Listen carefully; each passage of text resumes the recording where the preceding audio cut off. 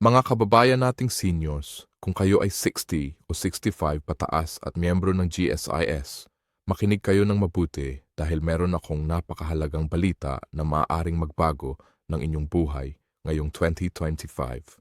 Maraming retires ang hindi alam na may official update na mula sa GSIS at baka kayo ay isa sa mga makikinabang dito.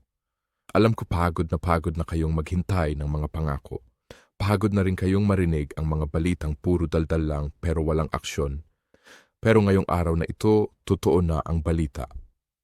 May official announcement na ang GSIS tungkol sa pension adjustment at hindi ito basta-basta na pagtaas lang, kundi may kasamang mga kondisyon at mga detalye na kailangan ninyong malaman para hindi kayo magsisi o makaligtaan ng kahit techispo. Kaya mga kapatid, huwag kayong aalis diyan.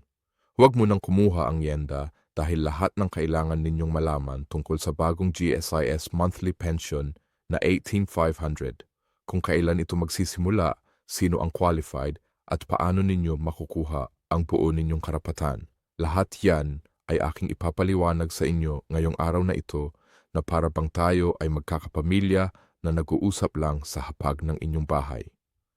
Dahil totoo yan, maraming seniors ang nalulugi dahil hindi nila alam ang tamang proseso at ayokong mangyari sa inyo yan.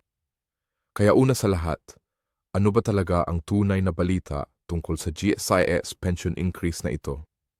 Ayon sa official memorandum na inilabas ng GSIS Management noong unang linggo ng Disyembre 2025, may approve na nga ang pension adjustment para sa qualified retirees at ang average na monthly pension ngayon para sa mga bagong qualifiers ay umaabot na sa PN.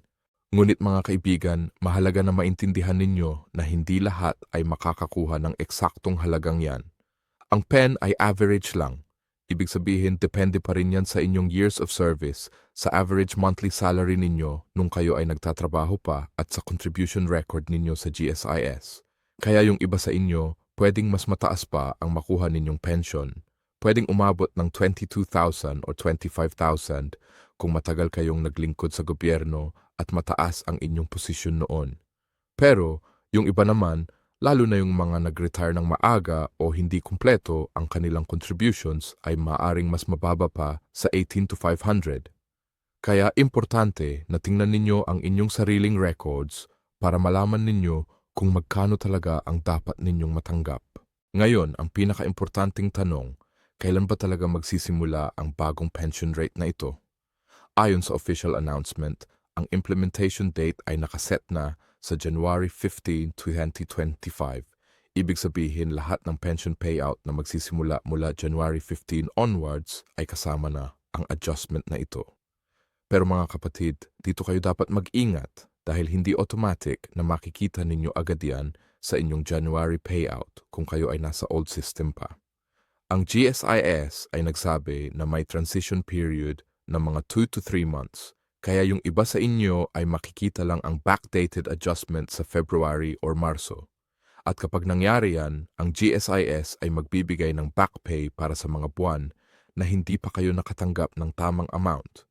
Halimbawa, kung January pension ninyo ay 15,000 pa lang at dapat ay 500 na, ang difference na PH 3,500 ay ibibigay sa inyo as back pay kasama ng Pebrero o Marso pension ninyo. Kaya huwag kayong magpanik kung hindi pa kayo makita agad ang adjustment sa January dahil dadating din na yan at may kasamang habol na bayad. Pero mga lolo at lola ko, hindi diyan natatapos ang kwento. May mga kondisyon at requirements na kailangan ninyong malaman para masigurado na kayo ay qualified sa increase na ito. Una, dapat kayo ay officially retired na at nakatanggap na ng regular monthly pension mula sa GSIS. Yung mga still active employees or yung mga nag-file pa lang ng retirement papers pero hindi pa approved ay hindi pa kasama sa unang batch ng increase na ito. Pangalawa, dapat updated ang inyong record sa GS. Ibig sabihin, walang pending issues tulad ng outstanding loans na hindi pa nababayaran o mga discrepancies sa inyong personal information. Dahil mga kaibigan, maraming retires ang naproblema kasi may old loans pa pala sila na hindi nila alam at kinakaltas pala yun sa kanilang pension. Kaya bago kayo umasa sa 500, tingnan ninyo muna kung meron kayong mga ganyang CAS. Pangatlo, dapat kayo ay miyembro ng GSIS for at least 15 years. Yan ang minimum requirement para sa full retirement benefits. Kung kulang kayo dyan, maaring prorated lang ang inyong increase or hindi kayo kasama sa adjustment. Gusto ko ring pag-usapan ang tungkol sa mga possible reductions o clawbacks na maaring makaapekto sa inyong pensyon. Ito yung mga bagay na hindi masyadong pinag-uusapan pero napakahalagang malaman ninyo.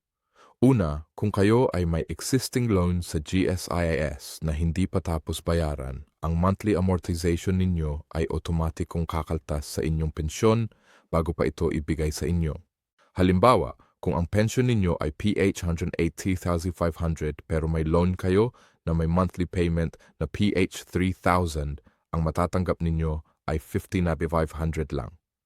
Pangalawa, kung kayo ay may health insurance premiums health contributions na hindi pa updated, maaari rin itong kaltas sa inyong pension.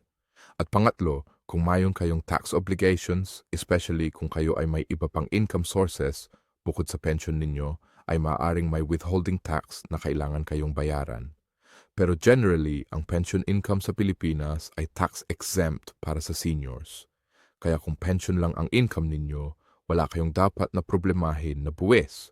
Paano naman kayo makakasiguro na nakukuha ninyo ang tamang halaga ng pension ninyo at walang nawawala? Una, regular na mag-check ng inyong GSIS account online sa website nila o sa mobile app. Kung hindi kayo marunong gumamit ng computer o cellphone, hilingin ninyo sa inyong mga apo na tulungan kayo. Pangalawa, mag-keep ng records ng lahat ng inyong pension slips at bank deposit notifications. Ikumpara ninyo ang bawat buwan. Kung consistent ba ang halaga o kung mayon bang mga kakaibang CAS. Pangatlo, kung mayon kayong napapansin na mali o kulang sa inyong pensyon, huwag kayong mahiyang pumunta sa pinakamalapit na GSIS office at magtanong.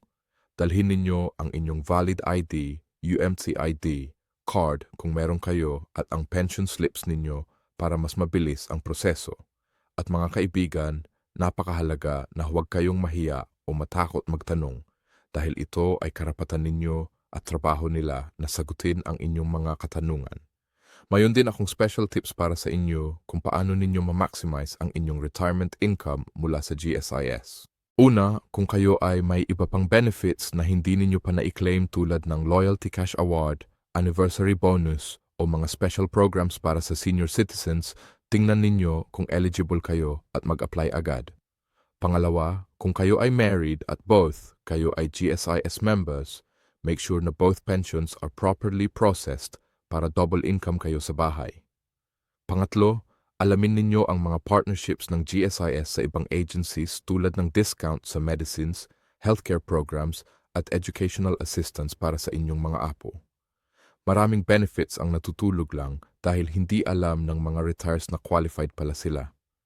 Pagdating naman sa payout schedules, dapat ninyong malaman na ang GSIS ay may fixed schedule ng pension release every month. Usually, ang pension ay credited sa inyong bank account every 10th to 15th ng buwan. Kung kayo ay naka-ATM, automatic na yan na mapupunta sa inyong account. Pero kung kayo ay naka-manual claiming sa GSIS branch, dapat kayong pumunta within the releasing period na nakapost sa notice nila. At mga kapatid, ito ang mahalagang reminder. Huwag kayong magpapahuli sa pag-claim ng inyong pension. Kung hindi ninyo makuha within 3 months, maaring ma-revert na yan sa GSIS at mahirapan na kayong i-process ulit.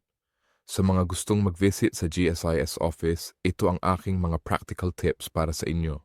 Una, pumunta kayo ng maaga. Ideally, mga 7 or 8 ng umaga para hindi kayo makahaba ng pila at hindi pa masyadong mainit.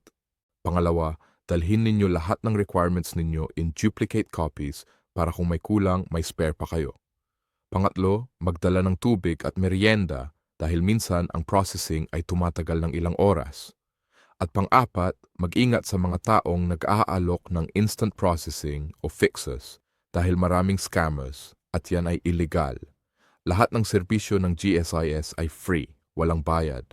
Kaya huwag kayong magpapascam. Mga mahal kong seniors, ang increase na ito sa GSIS pension ay hindi basta-basta nadagdag lang sa inyong bulsa. Ito ay pagkilala sa inyong taong taon ng serbisyo sa ating bansa, sa inyong dedication at sacrifice para sa Pilipinas. Kaya deserve ninyo na makuha ang buo ninyong karapatan at walang dapat na mawala kahit PHO. Siguraduhin ninyong updated kayo sa lahat ng proseso. Bantayan ang inyong accounts at huwag kayong mahiyang magtanong kung may kayo maintindihan. Ang FT 500 na monthly pension ay malaki na tulong, lalo na sa panahon ngayon na mahalang bilihin. Pero mas mahalaga pa rin na malaman ninyo kung paano ito tamang pamahalaan at paano ito ma-maximize para sa inyong pamilya. Maraming salamat sa inyong pakikinig at sana ay nakatulong ang video na ito sa inyo. Mag-ingat palagi at God bless us all. Ufan!